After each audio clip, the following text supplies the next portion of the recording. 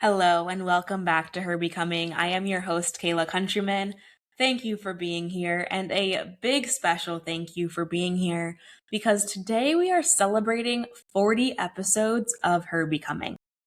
40 episodes, 40 times where I have showed up on your screen, on your Spotify, on your YouTube channel, wherever you're listening to this, your Apple Podcasts app, 40 times that you have tuned in if you've been here since the beginning. And if it's your first time being here, welcome. You are celebrated too. It has been such a gift, such an honor to lead this show 40 times, to put myself out there 40 times and talk about these topics that are so meaningful to me, so personal to me, to share my journey with you, the good, the bad, the everything in between.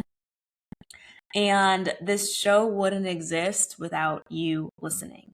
It would, but it wouldn't be as meaningful to me. It is my greatest gift, this show. It is my greatest project, my greatest accomplishment.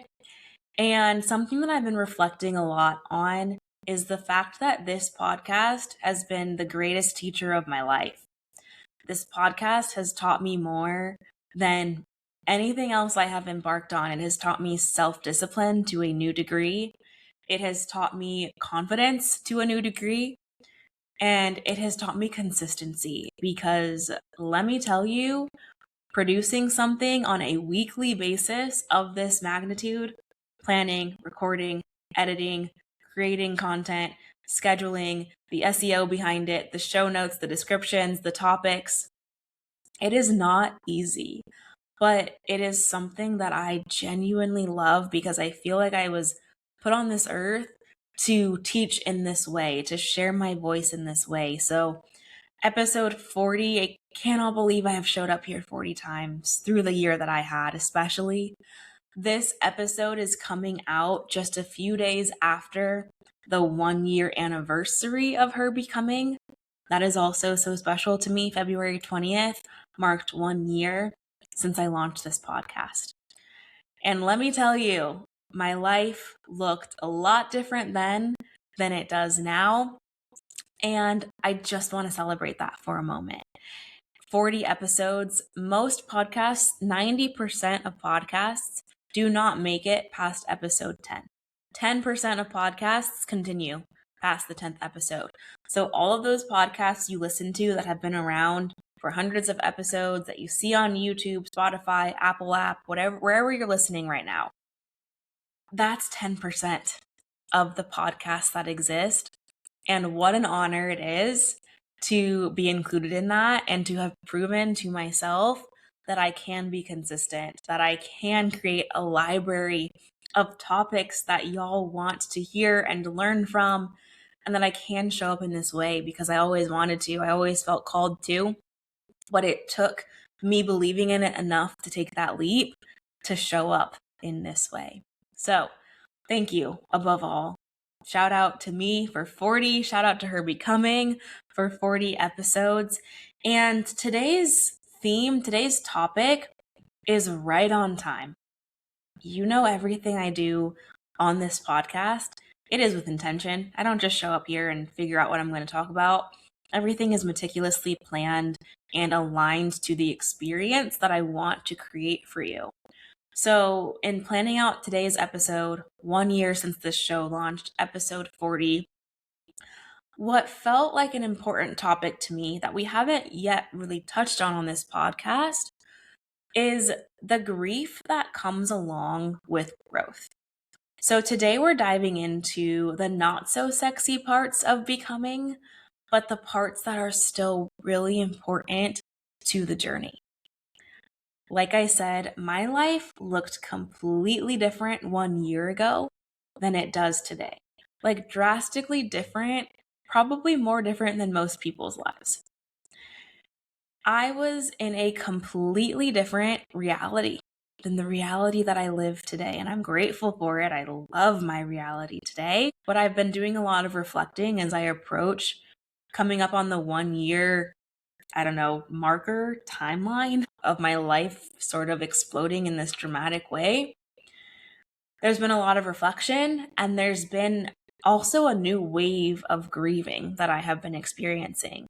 And it's been beautiful and it's been reflective, but it's something that I want to talk about on this show because I have a feeling a lot of people experience this. Not even a feeling, I know a lot of people experience this, but it's not something that we really talk about in the healing journey. So, for anyone new here, I'm going to give you the cliff notes, but if you want the details on my life blowing up, I invite you to go back to episodes 9 and 10 of this podcast.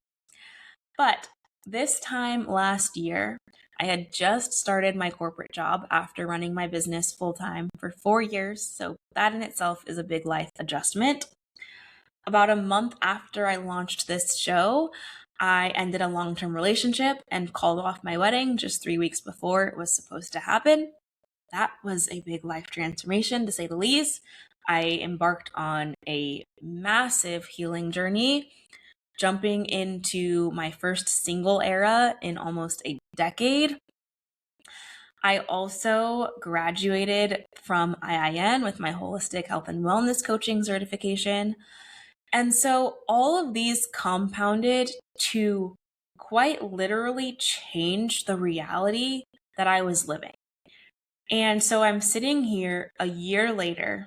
1 year ago, I think about myself putting my podcast out into the world for the first time.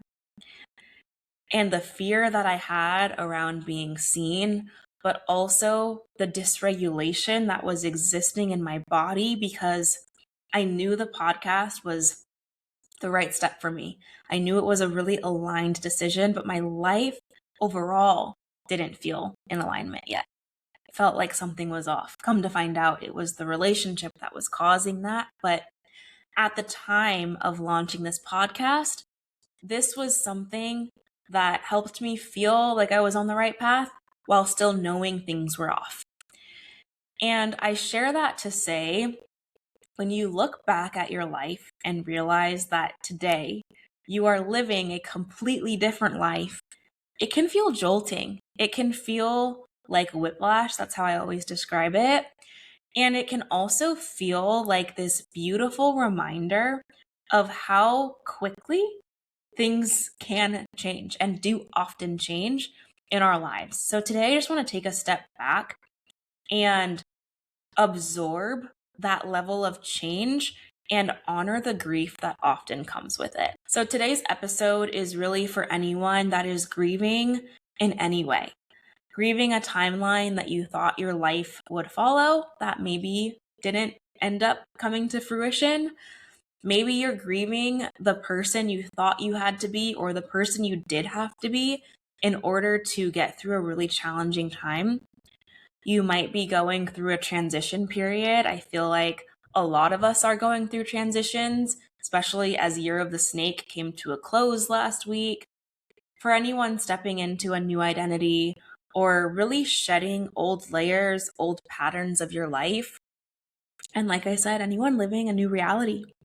Anyone like myself who, in what feels like a really short amount of time, has catapulted into a completely different existence. Like, y'all, when I think about my life a year ago, it feels like a movie. It feels like I have lived in a movie because that's how drastically different things are. And the grief of that is the part of healing that people rarely talk about. When we talk about healing, I think we over romanticize it, and healing deserves to be romanticized. Do not get me wrong. But I think we see it as this like quick, really sexy, beautiful phase of life that comes and goes. But I want to reframe healing as a constant journey.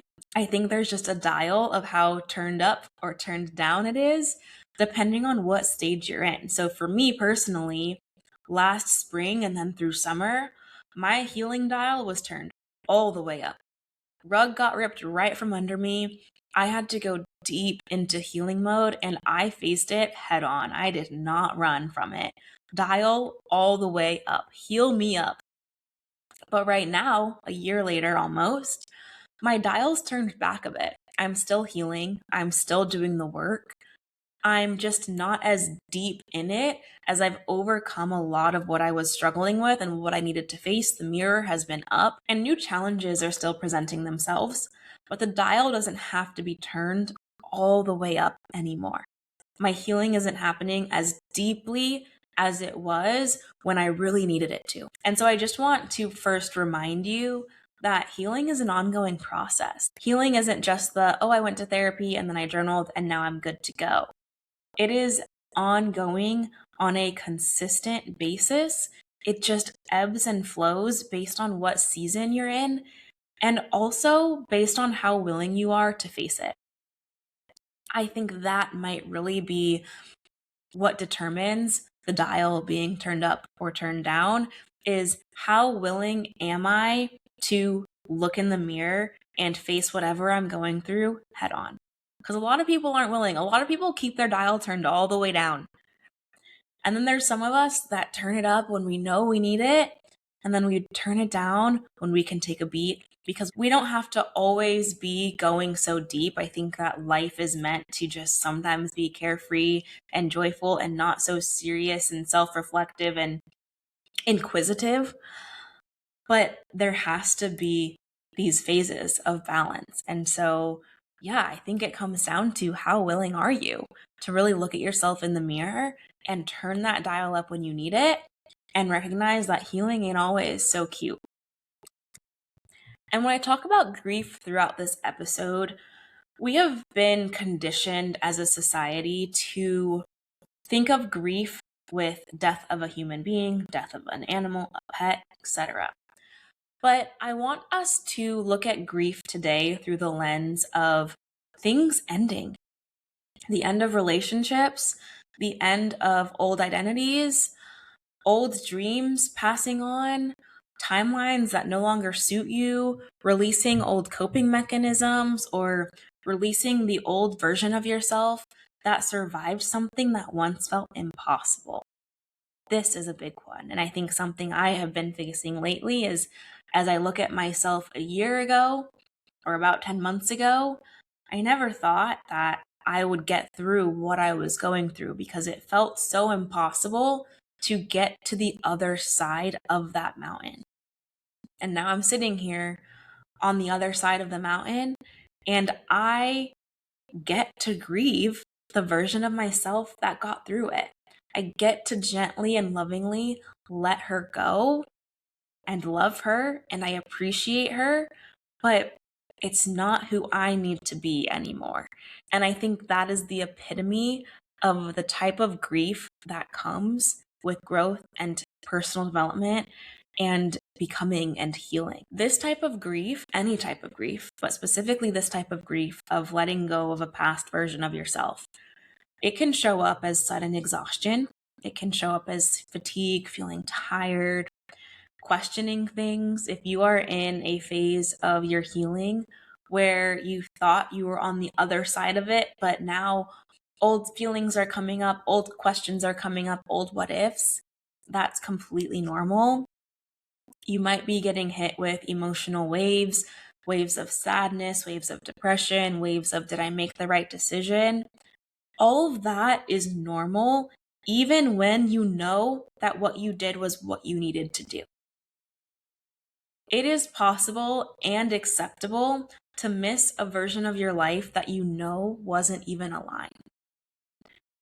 You can recognize that something was not for you, but your brain can still trick you into missing something that was comfortable for you at the time. You can also fall into romanticizing the past or seeing things just in the positive and forgetting to see the negative side of things that may have affected you too. And grief can also show up in feeling lonely in the growth, because sometimes the people, places, and things that we have to let go of in order to grow and live the life that we want to live can leave us feeling a bit lonely or leave us feeling like people don't understand what we've been through. So those are some ways that it may show up. And I want to also talk about nervous system regulation, because grief has a tendency to dysregulate the body because your system is losing familiarity. So what does that mean? Our brains like what's familiar. Our brain likes our routine, our patterns. Our brain isn't super keen on change, right? We know that when something drastic happens that changes our life, changes the trajectory of our life, our brain panics and is like, no, I need that safety blanket. I want to revert back to the comfort of what I had. So, what we have to do when we go through a life altering event, something like what I went through last spring, you have to create new neural pathways in your brain by picking up new habits, new routines, and creating a new familiarity. And it takes time, and it's not a perfect system. So when we talk about the grief that comes with growth, that's because our brain isn't just magically like 100% into this new pattern yet. When something happens to you and you are rewiring your brain to your new reality, quite literally, the patterns that you create, the habits that you pick up, the hobbies, the routines, the passions, the people, your brain is reprogramming in real time, but it hasn't forgotten the past that you had. And so sometimes your brain might, I want to say glitch, even though that's probably definitely not psychologically correct. But I think of it as like, oh, glitch, like brain got a glimpse of past thing that wants to hold on to comfort. Let me reprogram it to my new reality. Let me remind myself why I am safe here now.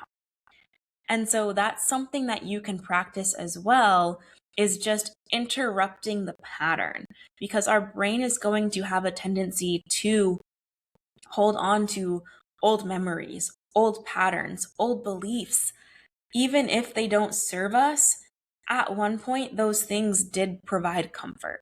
And so it is okay and normal and acceptable for our brains to sometimes go back to that, and it can bring up feelings of grief and dysregulation, because grief causes dysregulation. And for a lot of us, the old memories and the old life that we were living was also causing dysregulation. So it's like this double down battle of, oh, I'm grieving that thing, but that thing dysregulated me, but the grief of that thing is also dysregulating me. So, just something to consider. Again, if you are someone experiencing this immense level of growth, but sometimes you feel those moments of grief sneaking in, be gentle with yourself. It is completely normal and completely valid, because we're only human. And the reality is, even when you are living the life you desire, you'll grieve who you were before. That is just part of the human experience. I can wholeheartedly say I am living the life that I was manifesting years back, living the life and the dream that I was desiring for so long. I feel so at peace with the reality that I'm in right now. That doesn't mean that there's not parts of the past versions of myself that I'm going to grieve. I'm someone who doesn't believe in wasted time, because every single moment that we have lived have led us to this exact moment right here.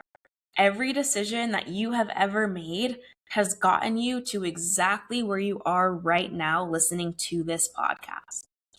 And so I don't believe in jobs wasting our time, relationships wasting our time, people wasting our time.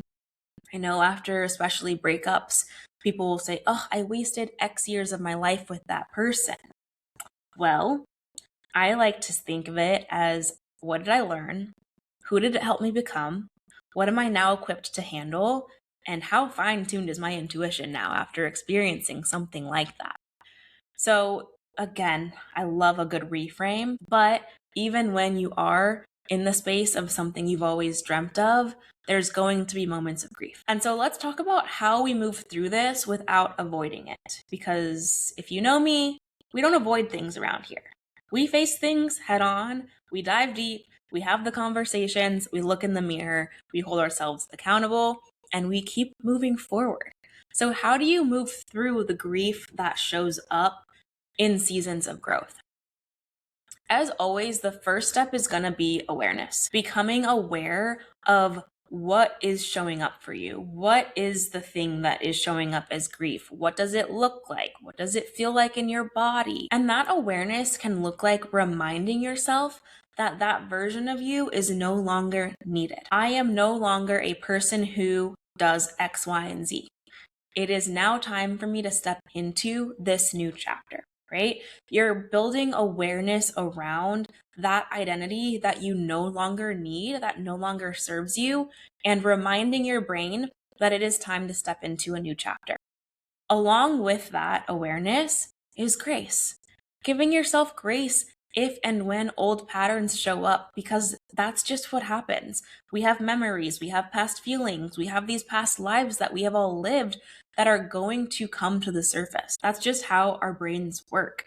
And so it requires a lot of grace. And along with that grace, acceptance. Accepting your new chapter by owning the identity and really claiming it. I am now someone who X, Y, and Z. I am now someone who trusts her intuition relentlessly. I am now someone who moves her body every single day. I am now someone who does not put up with mistreatment in the workforce. Whatever it is, claim it, say it, affirm it, and really work on stepping forward. Year of the Horse. If you haven't listened to last week's episode, highly recommend that you do. Year of the Horse is all about moving forward. So how do you accept the new identity, your new timeline, and keep pushing forward while honoring the past? And then lastly here, integrate it into your life through your habits and actions. So take that identity. I am now someone who trusts her intuition. How can I put this into practice? How can I not just say it, but also live it? What does that look like in my day-to-day? How does that feel in my body? What does a full body yes actually feel like? What does a no actually feel like? That is where the embodiment comes into play, because we can't just stay in brains. We can't just stay with the thoughts. We have to move into the energy of our body. This is where somatics comes into play. How does it feel in your body to be in this new identity, whatever that is for you in this season? And then lastly, we're going to touch on practices that you can do to honor the grief that comes with growth. And I use the word honor because we really do want to acknowledge and honor grief. Grief is such a scary word and feeling to so many of us because we, as a society, are really taught to fear death in all of the ways. And so when I say honor your grief, I want you to really start thinking of grief as a beautiful part of our journey, as something that we are all going to experience in a multitude of ways. So the first thing you can do to honor the grief that comes with your journey is name what you are releasing or name what died. Literally write it down. I am grieving the woman who tolerated less. I am grieving the woman who put up with X, Y, and Z. I am grieving, maybe it is an actual person or a past friendship or a past relationship. It can really be anything. But when you are able to actually name what you are releasing, whether it is a pattern, a thought, a behavior, a person, that is going to help you reduce some of that emotional fog that comes up when your grief is revisiting you. I will never forget. So my best friend, Natalie, she is the founder of Sunday Mornings, which is a holistic home for love and loss. I hope I got that right. She does these beautiful grief gifts for all types of grief. And she has the most beautiful, powerful story of anyone that I know. But last August on the Lionsgate portal, so August 8th, 8/8, she held a rebirth ceremony. And when I tell you this ceremony happened at the most perfect time for me, it was about 4 months after I called off my wedding and I was deep in my healing journey. That dial was turned all the way up. And at this ceremony, I'm going to I'm gonna just paint this picture for you. So it was a room filled with about 15 women, and we had cacao to really get grounded into our bodies. And every single woman, we all journal, but we all, one by one, went up to the mirror in this room. Think of we are in a wellness studio, a beautiful wellness space. It's dim, candlelit. One by one, we went up to the mirror and we spoke directly to ourselves in the mirror in front of everyone in the room, talking about what we were releasing, talking about what we were calling in, sharing what we were proud of ourselves for, sharing what we were grieving in that moment.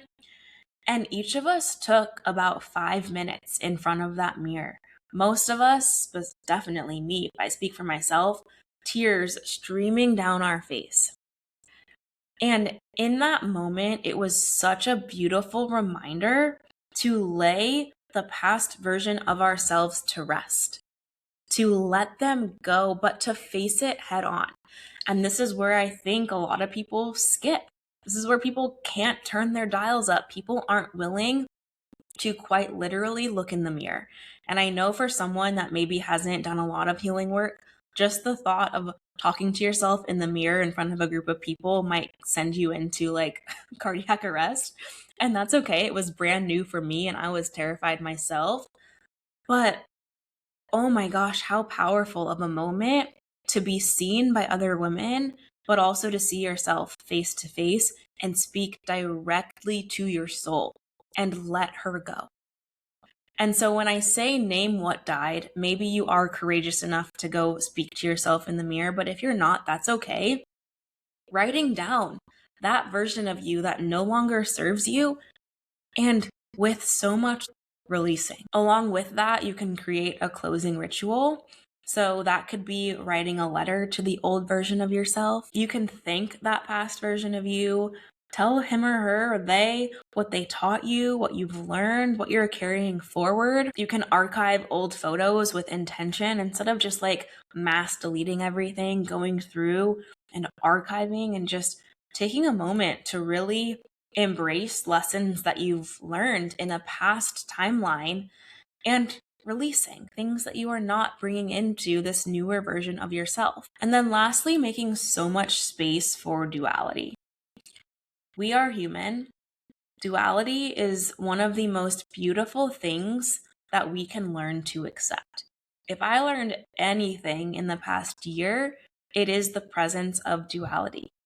You are allowed to feel relief and sadness. You can feel proud of yourself for how far you've come and lonely in your journey of healing.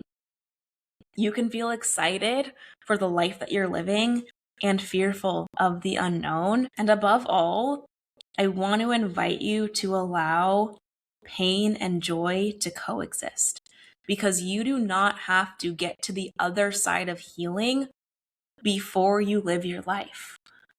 One of my favorite quotes by Debbie Brown is, "You can heal your life while fully living it." You can have that dial turned all the way up and also experience the most joy that you've ever experienced. It happened to me last summer. You are allowed to heal and laugh. Be sad, cry happy tears, cry sad tears, cry angry tears. It can all coexist.